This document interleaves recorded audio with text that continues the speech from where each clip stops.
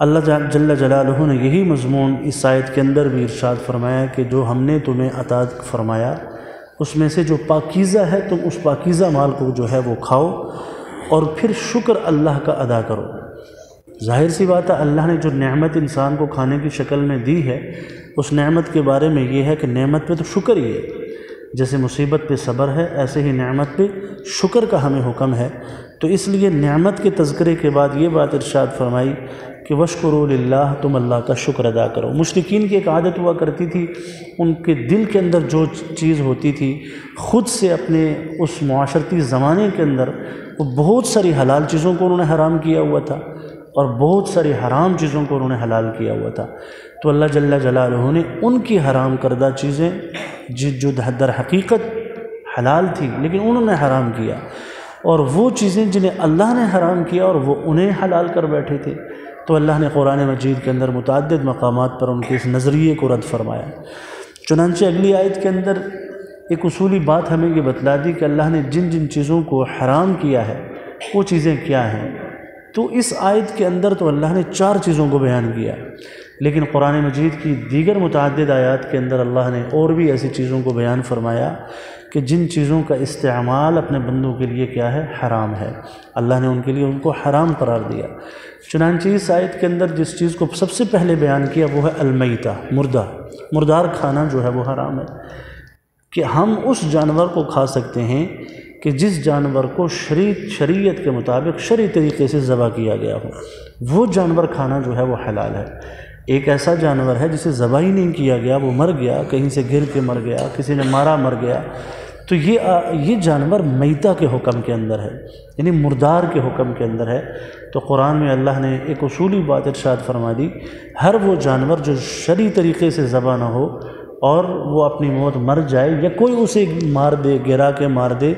اس کا حکم قرآن کی سورہ مائدہ کے اندر الگ سے بیان ہے کہ حرمت علیکم المیتہ والدم ولحم الخنزیر وما اہل، اس میں والموقوذہ والمتردیہ والنطیحہ، یہ 3 شکلیں قرآن نے وہاں بھی ایسی بیان فرمائی ہیں کہ جو طبعی موت، یعنی کوئی مار دے، کسی نے پہاڑ سے گرا دیا، کسی نے پتھر مار دیا، یا کسی دوسرے جانور نے سینگ مار کر جانور کو جو ہے وہ مار دیا، تو یہ ساری کی ساری شکلیں میتہ کے حکم کے اندر ہیں، حرام ہے۔ تو حرام میتہ مردار کو اللہ جل جلالہ نے جو ہے وہ حرام کیا۔ جانوروں کے اندر ایک پانی کا جو جانور جسے مچھلی ہم کہتے ہیں، تو یہ واحد ایک ایسا جانور ہے جس کے بارے میں اللہ تعالیٰ نے اور حضور اکرم صلی اللہ علیہ وسلم نے اپنی تعلیمات کے اندر یہ بات ارشاد فرمائی کہ مچھلی جو ہے وہ بغیر ذبح کیے بھی کیا ہے، حلال ہے۔ لیکن بسا اوقات مچھلیوں میں بھی ایسی مچھلیاں ہوتی ہیں کہ پانی کے اندر وہ پانی کی اپنی حرارت یا کسی چیز کی وجہ سے وہ گل سڑ کر مر جاتی ہیں اور پھر وہ پانی کے اوپر سطح پہ آ جاتی ہیں، تو ایسی مچھلی جو ہے جو پانی کے اندر جو ہے مری ہوئی ہو اور گلی سڑی ہوئی اوپر آئے تو اس مچھلی کو بھی کھانا جائز نہیں ہے۔ تو بہرحال مچھلی کے علاوہ جتنی بھی چیزیں ہیں جانوروں کے اندر، تو ان سارے کے ساری چیزوں کو شرعی طریقے سے جسے ہم ذبح کرنا کہتے ہیں، اور ہم جانتے ہیں وہ طریقہ گردن پر چھری چلا کر یا کوئی بھی تیز دار آلہ ایسا استعمال کر کے بسم اللہ کا نام پڑھ کر ہم جانور کو اگر ذبح کرتے ہیں تو ایسے جانور کو کھانا حلال ہے۔ پھر یہ ہے کہ جانوروں کے اندر بھی بہت ساری قسمیں ہیں، وہ جانور کے جو اپنے پنجے سے شکار کرتے ہیں اور وہ جانور جو اپنے داڑھ سے شکار کرتے ہیں، جیسے کتا ہے، شیر ہے، چیتا ہے، چیرنے پھاڑنے والے جو جانور ہوتے ہیں، ان کا شکار کا طریقہ یہی ہوتا ہے یا تو یہ اپنے پنجے میں دبوچ لیتے ہیں یا اپنی داڑھ کے اندر جو ہے وہ شکار کو پکڑ لیتے ہیں۔ تو یہ سارے کے سارے جانور جو ہے یہ حرام ہیں۔ یہ ایک اصول ہے کہ جو جانور اپنے داڑھ سے کسی دوسرے جانور کو شکار کرتا ہے، کھاتا ہے، تو وہ جانور جو ہے وہ حرام ہے۔ تو اس کی میں نے 2-3 مثالیں دے دی۔ اس کے ہمارے معاشرے کے اندر کتا ہے، وہ بھی اگر کسی پہ حملہ کرتا ہے تو وہ اپنی داڑھ سے حملہ کرتا ہے، تو ہم سب جانتے ہیں وہ حرام ہے، وہ اسی اصول کی بنیاد پہ حرام ہے۔ اسی طریقے سے شیر ہے، چیتا ہے، اور بھی دیگر اس طرح کے جو درندے چیرنے پھاڑنے والے، بھیڑیا ہے، تو ان سارے کے سارے جانوروں کو، یہ خشکی کے جانور ہیں، ان خشکی کے جانوروں کو کا اصول یہ ہے کہ جو اس طریقے سے شکار کرنے والے ہوں ان کو اللہ نے حرام قرار دیا۔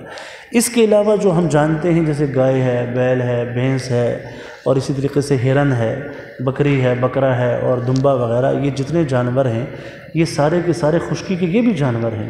لیکن ان کے حملہ یا شکار اس طریقے سے ان کا نہیں ہوتا، اس لیے اس کو ہمارے دین کے اندر جو ہے ان کو حلال قرار دیا گیا، اور یہ ہم کھاتے بھی ہیں اور ان کا کھانا بھی حلال ہے۔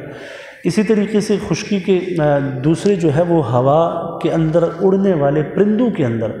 بعض قسمیں ایسی ہیں کہ جو ہمارے لیے حلال ہیں، اور بعض ایسی ہیں جو حلال نہیں ہیں، اور اس میں بھی وہ پرندے کہ جو اپنے پنجوں سے شکار کرتے ہیں، جیسے باز ہے، شکرا ہے، اور اس طریقے سے جو اور پرندے ہیں، تو ان پرندوں کو کھانا بھی جو ہے وہ کیا ہے، حرام ہے۔ اس سے ہٹ کر جیسے چڑیا ہے جی، طوطا ہے اور فاختہ، اس قسم کے جو بٹیر وغیرہ اس قسم کے جو پرندے ہیں، ان پرندوں کا کھانا جو ہے وہ کیا ہے، حلال ہے۔ تو یہ 3 قسم کے جانور ہیں، ایک پانی کا ہے، ایک خشکی کا ہے، ایک ہوا کا ہے، اور ان تینوں کا اپنا اپنا ایک اصول ہے کہ اس میں سے حلال کون سے ہیں، اس میں سے حرام کون سے ہیں۔ تو اللہ جل جلالہ نے یہ ساری نعمتیں اپنے بندوں کے لیے رکھی ہیں، تو اس میں ان جانوروں کو ہم جو ہے وہ کر سکتے ہیں، کھا پی سکتے ہیں، اور کھانے پینے کے لیے ذبح ضروری ہے۔ اور ذبح کا میں نے بتلا دیا، اللہ کا نام لے کر گردن پر کسی تیز دھار آلے سے، بھلے سے وہ چھری نہ ہو، کوئی بھی ایسا تیز دھار آلہ ہو جس سے جانور کو تکلیف نہ ہو ذبح ہونے میں، ایسے آلے سے اگر کسی جانور کو ذبح کر کے ہم کھاتے ہیں تو اس کا جو ہے وہ حلال ہے آدمیوں کے لیے۔ دوسری چیز قرآن نے جو یہاں بتلائی ہے وہ ہے الدم، خون، کہ خون بھی حرام ہے۔ خون کے بارے میں قرآن نے دوسرے مقام پر یہ بات ارشاد فرمائی کہ دمم مسفوحا، وہ خون حرام ہے کہ جو بہنے والا ہے۔ اگر خون کی جامد شکل ہے، جیسے تلی ہے، جگر کے اندر ہے، جیسے ہمارے ہاں کلیجی بھی استعمال ہوتی ہے، خون کی ایک جامد شکل ہے، تو یہ چیز جو ہے یہ حرام نہیں ہے۔ یہ اسی لیے جو قربانی کے جانوروں کو ہم جو ذبح کرتے ہیں، تو ان جانوروں کے گوشت کے ساتھ جو خون باقی رہ جاتا ہے وہ خون ناپاک نہیں ہوتا۔ وہ خون جب ذبح کرتے وقت جو جاری خون ہوتا ہے وہ اگر کپڑوں کو لگتا ہے تو اس کے بارے میں تو حکم ہے کہ وہ جاری خون ہے، لیکن جو جامد گوشت کے اندر لگا ہوا خون ہے اس کا وہ حکم اسی لیے نہیں ہوتا کہ وہ جاری نہیں ہوتا۔ تو لہٰذا خون جو ہے یہ ناپاک ہے، اور ایسے ہی ہم نماز کے اندر بھی اپنے کپڑوں میں بھی اگر خون لگا ہو تو اس کی بھی ایک مقدار ہے، اور ہم کہتے ہیں کہ جس کپڑے کے ساتھ خون لگا ہوا ہے اور وہ 1 درہم کی مقدار کے اگر برابر ہے تو اس کپڑے کے ساتھ ہم نماز بھی نہیں پڑھ سکتے۔ تیسری چیز جو اللہ جل جلالہ نے ارشاد فرمائی وہ لحم الخنزیر ہے، خنزیر کا گوشت کھانا۔ تو ظاہر سی بات ہے کہ خنزیر زمین خشکی کا ایک ایسا جانور ہے کہ جس کو الگ سے اللہ نے بیان فرمایا۔ الگ سے بیان فرمانے کے لیے اس لیے بیان فرمایا کہ خنزیر وہ جانور ہے جسے نجس العین کہتے ہیں۔ نجس العین کا مطلب یہ ہے کہ یہ اس کی مثال ایسی ہے کہ جیسے گندگی ہے، کوئی پیشاب ہے، ایسے نجس العین ہے، یہ کپڑوں کے ساتھ لگے تو وہ بھی ناپاک۔ دوسرے جو جانور ہیں جنہیں ہم نہیں کھاتے، جو حلال نہیں ہیں، جن کا کھانا حلال نہیں ہے، ایسے جانوروں کی ہڈی استعمال ہو سکتی ہے،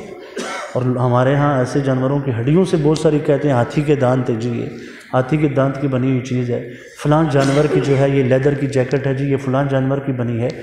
تو ایسے جانوروں کو جن کو ہم نہیں کھاتے، حرام ہے، گوشت ان کا حرام ہے، لیکن ان کے جسم کے اجزاء کو استعمال کر سکتے ہیں۔ حدیث کے اندر ایسے جانوروں کو جو ہے ان کے بال استعمال کرنے کی بہت ساری مثالیں موجود ہیں، رسی کے طور پر استعمال کیا جاتا تھا، لیکن البتہ ان کی جو چمڑا اور کھال ہوتا ہے اس کے اندر چونکہ خون کے اثرات ہوتے ہیں،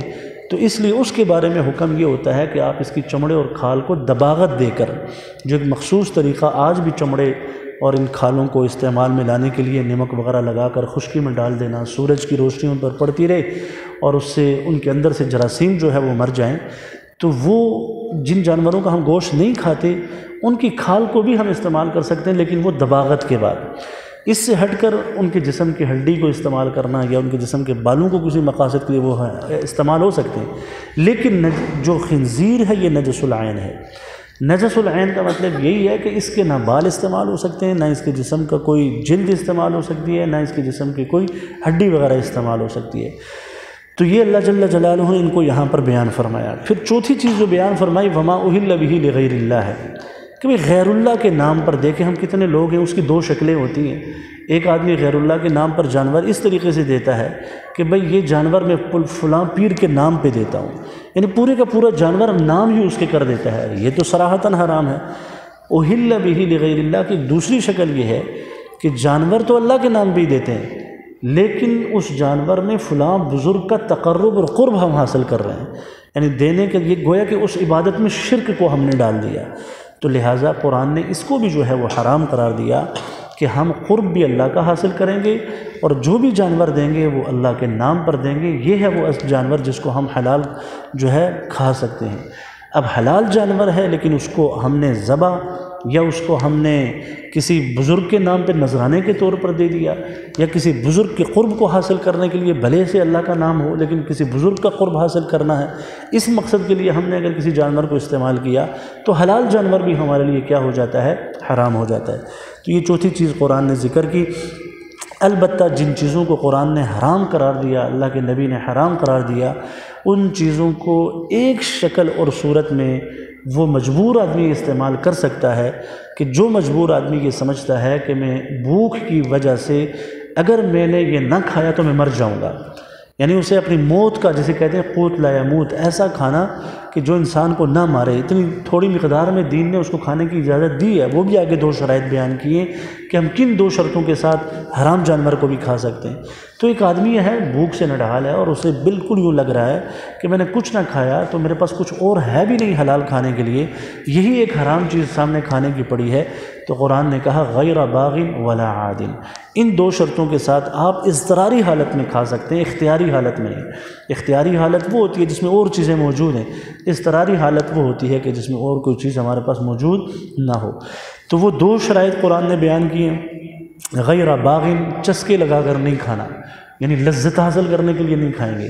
ولا عادن، اور یہ ہے کہ ہم حد سے تجاوز کر کے بھی نہیں کھائیں گے، ایک تھوڑی سی اتنی مقدار کہ جس سے ہماری زندگی کو بقا مل جائے، اتنی مقدار میں ہم اس حرام جانور کو اس وقت کھا سکتے ہیں کہ جب ہم بھوک سے اس قدر بھوک کے قریب ہیں، نہ ڈھالیں کہ ہمیں موت کا جو ہے وہ یقین ہو رہا ہے۔ تو یہ کچھ شرائط تھی قرآن نے یہاں پر بیان فرما دی۔